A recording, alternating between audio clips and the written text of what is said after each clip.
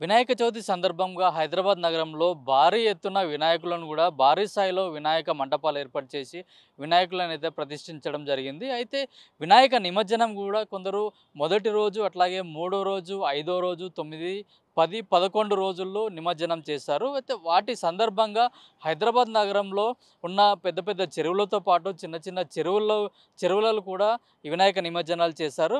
అయితే దీంతో పాటుగా జీహెచ్ఎంసీ అధికారులు కూడా ప్రత్యేకమైన నిమజ్జనానికి ఏర్పాటు చేశారు. అవేంటి అంటే చిన్న చిన్న ఆర్టిఫిషియల్ నిమజ్జనానికి సంబంధించిన పాండ్స్‌ను కూడా ఏర్పాటు చేశారు. వాటిని బేబీ పాండ్స్ అంటారు.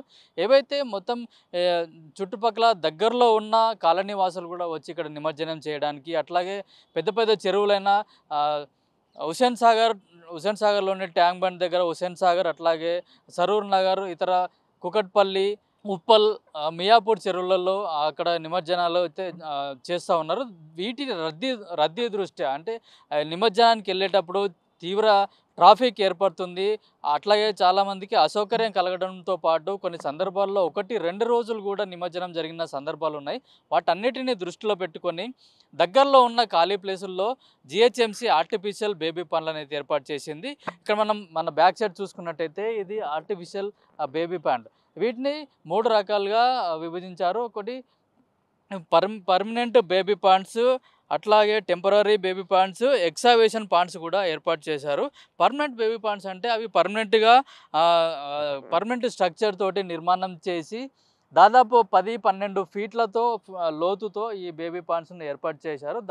దాంతో పాటుగా ఆర్టిఫిషియల్ బేబీ పాండ్స్ అంటే కేవలం సమయంలోనే నిమజ్జనం జరిగే ఈ 11 రోజులు మాత్రమే వాటిని ఆర్టిఫిషియల్‌గా తయారు చేసి దాంట్లో చిన్న చిన్న వినాయకులను నిమజ్జనం చేశారు. అంటే 1 ఫీటు, 3 ఫీట్ల వరకు ఆర్టిఫిషియల్ బేబీ పాండ్‌లలో వాటిని నిమజ్జనం చేస్తున్నారు. అయితే ఇక్కడ మనం చూసుకున్నట్టయితే మనం విజువల్‌లో చూస్తున్నది ఇది ఎగ్జాబిషన్ బేబీ పాండ్. అంటే దీంట్లో దాదాపు 5, 6 ఫీట్ల ఎత్తులో ఉన్న గణేష్ విగ్రహాలనైతే ఇక్కడ నిమజ్జనం చేయడం జరుగుతుంది.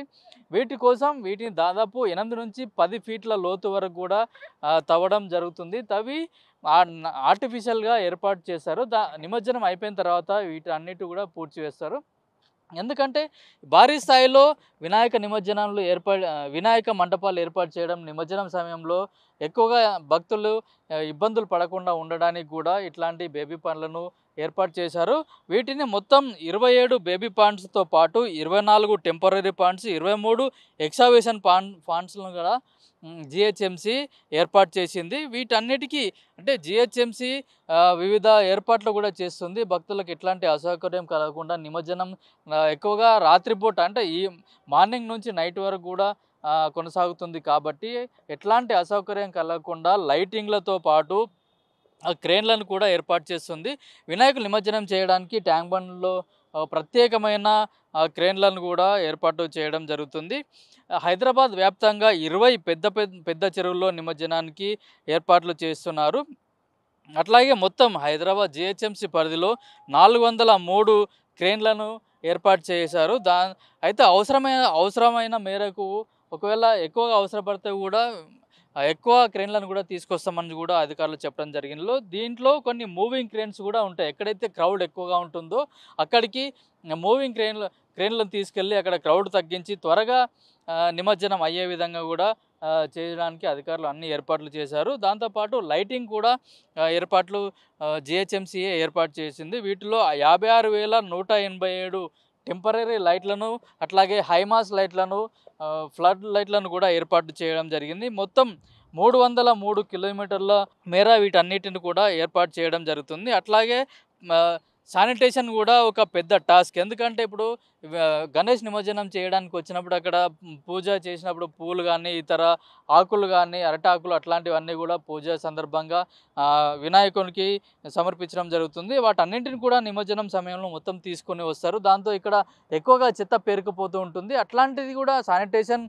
పెద్ద టాస్క్ కాబట్టి వాటికి కూడా పెద్ద ఎత్తున జీహెచ్ఎంసీ కూడా ఏర్పాట్లు చేయడం జరిగింది. వీటన్నింటికి 166 శానిటేషన్ టీంలనైతే ఏర్పాటు చేశారు. ప్రతి టీము 3 నుంచి 4 కిలోమీటర్ల మేర కూడా శానిటేషన్ వ్యవస్థనైతే చూస్తుంది. అయితే ఒక్కొక్క టీంలో 15 నుంచి 20 మంది కూడా ఈ శానిటేషన్ టీంలో ఉంటారు. అట్లాగే నిమజ్జనం జరిగే సమయంలో రోడ్లపై నుంచి పెద్ద పెద్ద వాహనాలు గానీ, టస్కర్లు గానీ, లారీలలో తీసుకొని వస్తుంటారు. రోడ్లు ఎక్కడైతే గుంతలున్నాయో ఆ రోడ్లపైన ఉన్న గుంతలను కూడా పూడ్చడానికి కూడా ఇప్పటి నుంచే జీహెచ్ఎంసీ అధికారులు ప్రత్యేకమైన చర్యలు తీసుకొని ఎక్కడ రోడ్డు పైన అంటే నిమజ్జనం జరిగే రూట్లు ఏవైతే ఉన్నాయో ఆ రూట్లలో కూడా మొత్తం గుంతలు లేకుండా అన్ని గుంతలను కూడా పూడ్చడం జరుగుతుంది. అయితే ఈ రోడ్లు పూడ్చడం కానీ, లైట్లు ఏర్పాటు చేయడం కానీ, శానిటేషన్ వ్యవస్థకు ఆహ్, ఇతర మొత్తం క్రేన్లకు గానీ మొత్తం జీహెచ్ఎంసీ ఏర్పాటు చేసి అన్ని వ్యవస్థలకు కలిపి దాదాపు 51 కోట్లు ఖర్చవుతుందని, వీటికి ఇప్పటికే నిధులు కూడా విడుదల చేయడం జరిగింది. జీహెచ్ఎంసీతో పాటు ట్రాఫికు, పోలీసు, ఎలక్ట్రిసిటీ, అట్లాగే హెల్త్, శానిటేషన్ వీళ్ళందరూ ఫైరు ఈ అన్ని డిపార్ట్మెంట్లు కూడా సమన్వయంతో పనిచేయడానికి మొన్ననే రో ఒక ప్రత్యేకమైన సమావేశాలు ఏర్పాటు చేసి మనం ఎట్లాంటి ప్రాబ్లమ్స్ ఫేస్ చేసే అవకాశం ఉంది, వాటిని ఎట్లా క్లియర్ చేశామనే విషయాన్ని కూడా జీహెచ్ఎంసీ కమిషనర్ ఆర్వి కర్ణన్ ఆధ్వర్యంలో అయితే ఒక మీటింగ్ జరిగింది. అయితే నిమజ్జనం స్టార్టింగ్ నుంచి కూడా పూర్తయ్యే వరకు 11 రోజులు కూడా అన్ని డిపార్ట్మెంట్లు కూడా కలిసి పనిచేయాలని కూడా ఇప్పటికే ప్రభుత్వం నుంచి కానీ, సిఎస్ నుంచి కానీ, సీఎం నుంచి కానీ ప్రత్యేకమైన ఆదేశాలు ఉన్న దృష్ట్యా అన్ని డిపార్ట్మెంట్లు కలిసి ఒక సమన్వయంతో పనిచేసి ఒక మాస్టర్ ప్లాన్ అయితే రూపొందించుకున్నారు. దీంట్లో భాగంగా కూడా ఎక్కడైతే నిమజ్జనాలు జరుగుతాయో అక్కడ ప్రత్యేకమైన శానిటేషన్ వ్యవస్థ, అట్లాగే తాగునీటి వ్యవస్థ, వైద్య సదుపాయం కూడా అక్కడ ఏర్పాటు చేయడం జరిగింది. ఒకవేళ యాక్సిడెంట్లు కానీ, చిన్న చిన్న ప్రమాదాలు కానీ జరిగితే ఇమీడియట్లీ వాళ్ళకు వైద్యం అందేలాగా హెల్త్ క్యాంపులతో పాటు ప్రత్యేకంగా అంబులెన్స్లు కూడా ఏర్పాటు చేయడం జరిగింది. క్రౌడ్ అయితే ఎక్కడైతే ఎక్కువ ఉందో వాళ్ళన్నింటికీ కూడా పోలీసు అధికారులతో పాటు ట్రాఫిక్ అధికారులు కూడా భారీ ఎత్తున బందోబస్తును అయితే ఏర్పాటు చేయడానికి సిద్ధమవుతున్నారు. వాటితో పాటు ఫైర్ సిబ్బంది కూడా ఎప్పటికప్పుడు తగు జాగ్రత్తలు తీసుకుంటున్నారు. ఎక్కడ కూడా అగ్ని ప్రమాదాలు జరగకుండా కూడా చూడడానికి ప్రత్యేకమైన ఏర్పాట్లు కూడా చేయడం జరిగింది.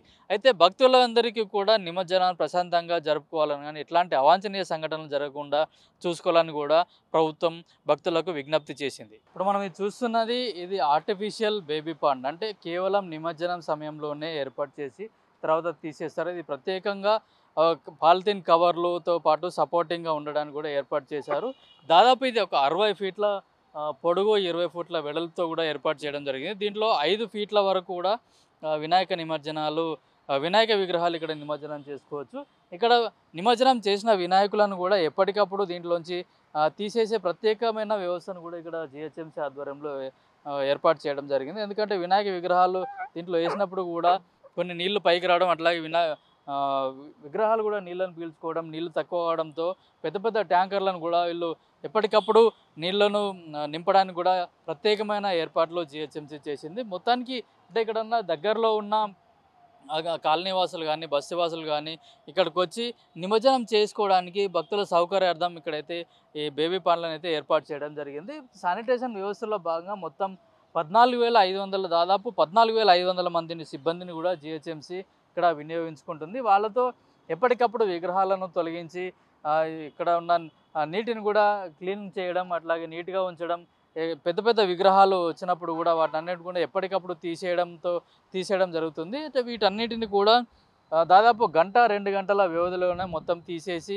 ఇతర భక్తులకు కూడా ఎట్లాంటి అసౌకర్యం కలగకుండా ఉండడానికి కూడా అన్ని ఏర్పాట్లు చేశామని కూడా అధికారులు అయితే చెప్తున్నారు.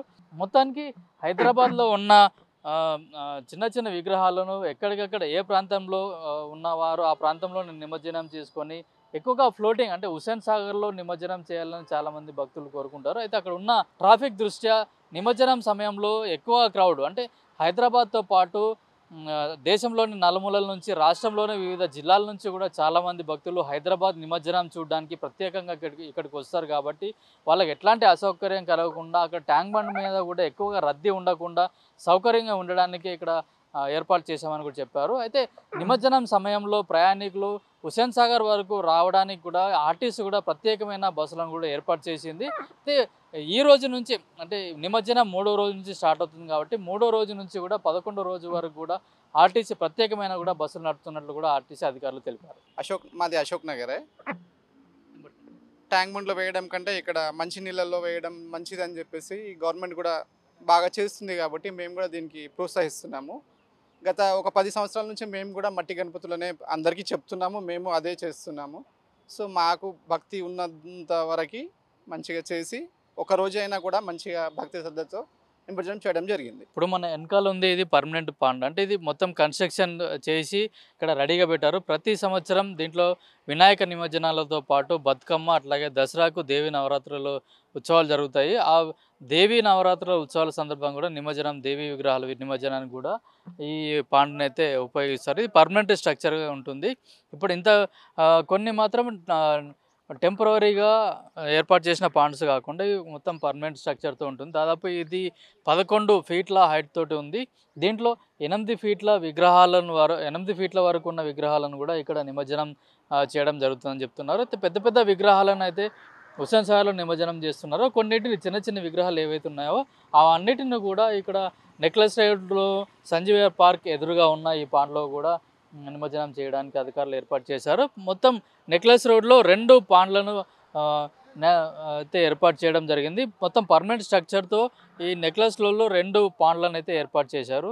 అధికారులు ఇక్కడ దాదాపు 8 ఫీట్ల వరకు కూడా విగ్రహాలను ఇక్కడ నిమజ్జనం చేస్తామని అధికారులు చెప్తున్నారు. అయితే ఎప్పటికప్పుడు అంటే విగ్రహాలను ఇక్కడ ఏసినప్పుడు కూడా దీంట్లో ఎక్కువగా విగ్రహాలు ఉండి నిమజ్జనం చేయలేని పరిస్థితులు ఉన్నప్పుడు కూడా కొద్దిగా అంటే 1-2 అవర్స్‌లో టైం గ్యాప్‌లోనే ఇక్కడ నిమజ్జనం చేసిన విగ్రహాలను కూడా ప్రత్యేకమైన వాహనాలను ఏర్పాటు చేసి వాటి ద్వారా ఇందులో ఉన్న వ్యర్థాలను కూడా తొలగించడం, అట్లాగే వినాయక విగ్రహాలను కూడా తీసుకెళ్తామని కూడా అధికారులు చెప్తున్నారు.